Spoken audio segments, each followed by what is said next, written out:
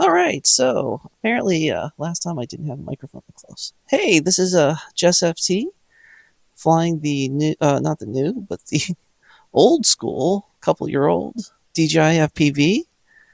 Let's see here, I'm shifting into manual mode, which is the non-stabilized, well, I guess technically is stabilized, but it doesn't have any software assist. This is just raw flying. And I'm flying in the northern recreational area. It's another beautiful, bright, sunny day. Ooh, getting inverted. Nice thing about the original DJI FPV is that it is definitely a machine for acrobatics way more than the Avata. The Avata is great for close in, flying through trees, flying near expensive items, or anything you don't want to damage because the encased props, encased rotors. This guy, super exposed rotors, and I am avoiding flying close to the ground because I saw a couple people while I was going in my Avata. But as you can see, this thing is just a beast.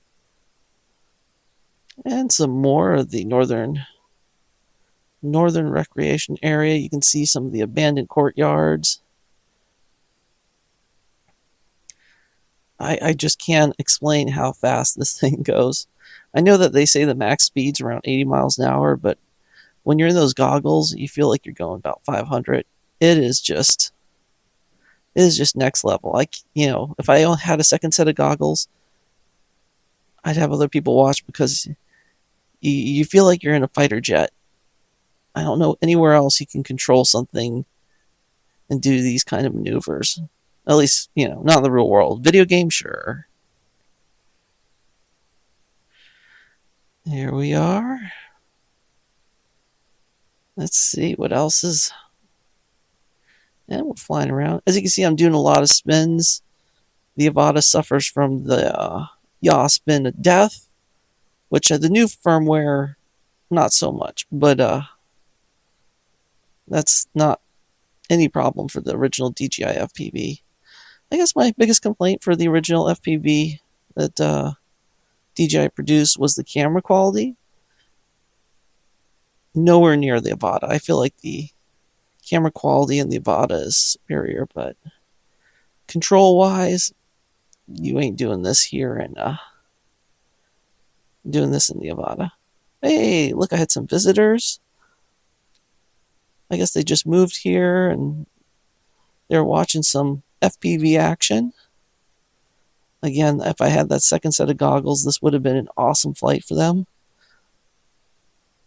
Nothing better than sharing the experience of FPV. Nice thing is, you do get a second display when you're watching the FPV through the goggles, because your cell phone, especially if you use the Fly More app with DJI, you can watch it on your phone, which I think they were doing. Whee! Again, showing no yaw spin issues. Now, I will say that some of these trees are like 167 feet tall, according to the altimeter in the drone. So my return to home was just over 200 feet. And I think my max speed was just around 60. Yeah. Trying to figure out where places that you can just speed super fast, because it's like once you crank that speed up, you're already to the end of the property. And so I don't want to exceed the range of the property, but also you start to really test the limits of your spotter. So flying back. Yeah, that's the tree that's over 167 feet. That's wild. Washington's cool like that. And just the mountains in the background. Yeah. I think I'm trying to land here. Oh, okay. Split to a second battery. Battery number 2. Now, this battery here, I believe, was only partially charged. So I had about 80% on this. The batteries on these guys last I want to say just under 10 minutes doing manual mode. Yeah, I saw some people. Get away from people! They say, you want to keep your license? Stay away from people. Now I'm just kind of testing some of the signal quality. And they say you can get about 4 or 5 miles with the DJI system, but this was about the limit. I'm not even a mile, and I was getting into strong interference. And that's with very little, very low Wi-Fi density. Like, there's no access points here. I mean, the nearest cell tower is probably miles away. So I shouldn't be getting a lot of interference, and there's not a ton of people here. During the weekday, this place is pretty popular. They have a pretty good ultimate frisbee course because, I know that because I don't play ultimate frisbee, and everybody I see here is like, oh man, this is an ultimate frisbee course. That's great. So I have not a clue. And coming back, I really should have gassed it here just so you can kind of see the speed, but I think I was more interested in the smooth sort of cruiser. I was trying to mimic a little bit of the Avata flight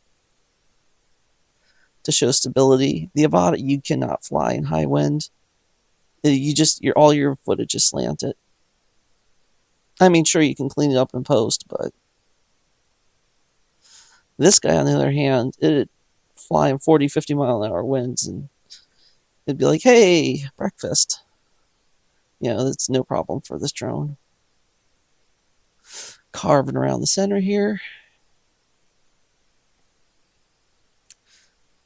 But overall, just a tasty day to fly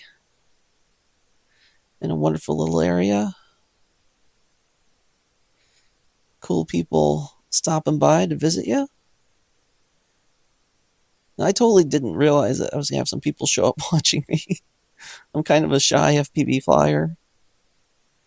I don't want people to know I suck. But again, Whatcom FPV, Mount Baker FPV, we have a little Discord. I'm just kind of a ancillary member. I'm not like a card carrying. We do have a local FPV hero. He's done some shooting for a couple productions. By the nickname of Ender, if you ever meet him. Yeah, that's the tree that's 167 feet tall. Probably talk way too much about that tree, but it's hard to imagine something just naturally growing that height. Yeah, check that out. And just some roof pics there. I will say, an FPV drone may not be your best choice for roof inspections, although it would be hella fun to fly. The Avata, maybe. The Avata, you can get really close. And with the prop guards, if you were to bump anything, it would just kind of bounce off of it, and the Avata is really resilient. But DJI FPV, yeah, it does have a gimbal camera, which, oh my gosh, makes landing easy. That was the biggest complaint I had with a lot of the fixed cameras on regular FPV drones, because you can't just look down and make sure you're landing in a safe area. You kind of just have to skid it and hope you don't take out anybody. And if you have open props, like this DJI drone here, if you're not careful, you can hit an animal or a person or yourself, which would definitely put an end to a day of good flying. So I'm trying my best to get close, but it's tough for a person like me, especially being pretty new to the FPV hobby. The wild thing is, I may only have like 100 hours flying. But there are some other people who, they rock this FPV and they fly so much more and so much better than me. I think I'm landing here. I saw a dog, so kinda scared to land near dogs. I'd hate for a dog to just kind of come up and just bite this thing out of the air. I think I'm also trying to land on a stump too.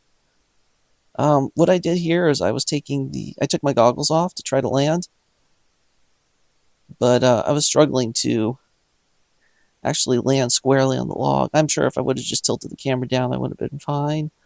But you can see as soon as you start landing, it kind of has an auto land, and if one of the legs on the feet of the wings of the FPV just isn't squared, you'll kind of twist and turn and topple. So I felt it would just be safer to land right here, which is just on the concrete. And that's it. Thanks for watching.